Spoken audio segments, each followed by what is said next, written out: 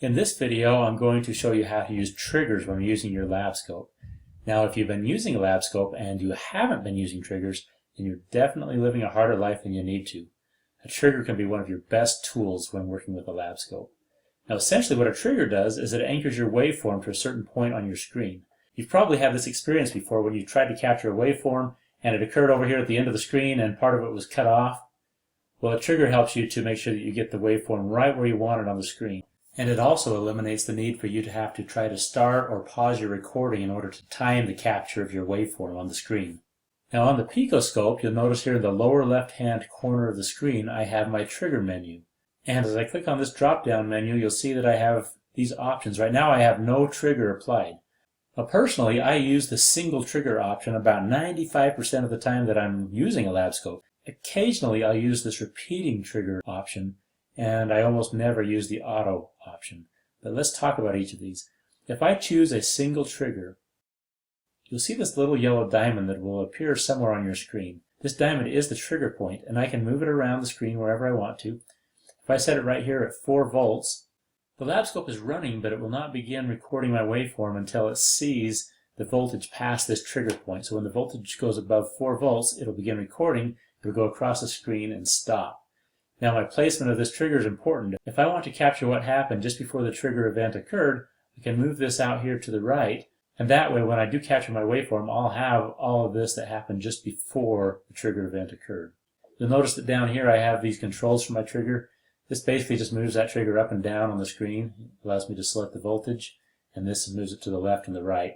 I feel like I can do this much easier by just moving it around with my mouse. You also have the option to choose whether you want this to trigger on the rising edge or the falling edge of my waveform. If I choose to trigger on my rising edge, what that means is that when the voltage rises above this point, it'll begin recording.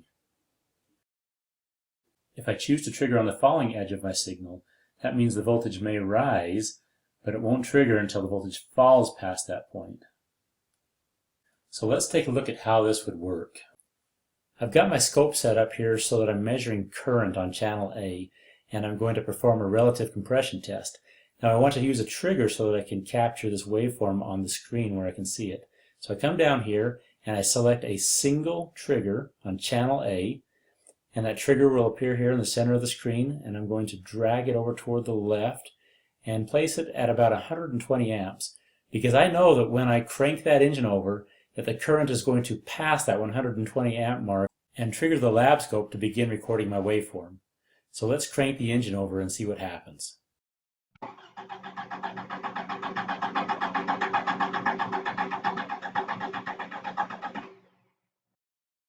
You can see that when I used this single trigger function that it started recording as soon as the trigger criteria was met, and it went to the end of the screen and stopped recording all by itself. I didn't have to push stop or pause to end the recording. This is a really great feature. You can probably see why I said earlier that this single trigger function is something that I use at least 90% of the time when I am capturing a waveform using the lab scope. Now let's talk about the repeating trigger function. If I come down here and I choose a repeating trigger, I've chosen a trigger that actually works really well if I have a repeating signal. So for example, if I have a fuel injector or an ignition coil, something that's happening over and over again, and I want to be able to anchor that waveform to a certain point on the screen so that I can see it, and maybe even zoom in and watch that signal live, this is a great function to use. Now, as I've said earlier, I don't use this function very often. When I'm capturing a waveform, I'm usually trying to record something so that I can go back and analyze it later. I'm not very often wanting to watch something live on the screen, but in a case that you are wanting to do that, a repeating trigger is the way to make that happen. So let's take a look at how you could use this to look at the individual waveform of a fuel injector and to watch that waveform change live on the screen. So let's turn this trigger off and then we'll start the car.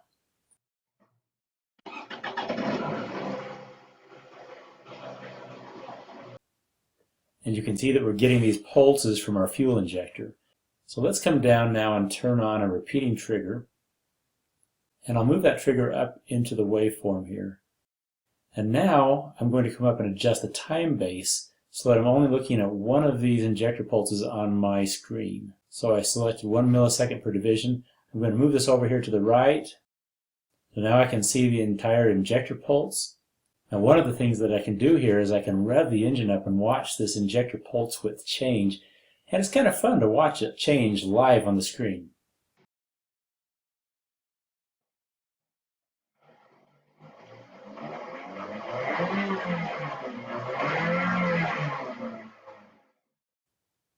And from this, you should be able to get a pretty good idea of what a repeating trigger can do for you. And then one last trigger option I want to mention is the auto function. Essentially what this does is if there is a signal occurring on your lab scope, you click auto and it will try to automatically detect where that trigger should be. Now if you don't have a signal like I don't right now, it doesn't do anything for you. You probably won't use this auto feature in your trigger very often. So I hope that this information was helpful to you and you can go and use a trigger now to make your lab scope experience better.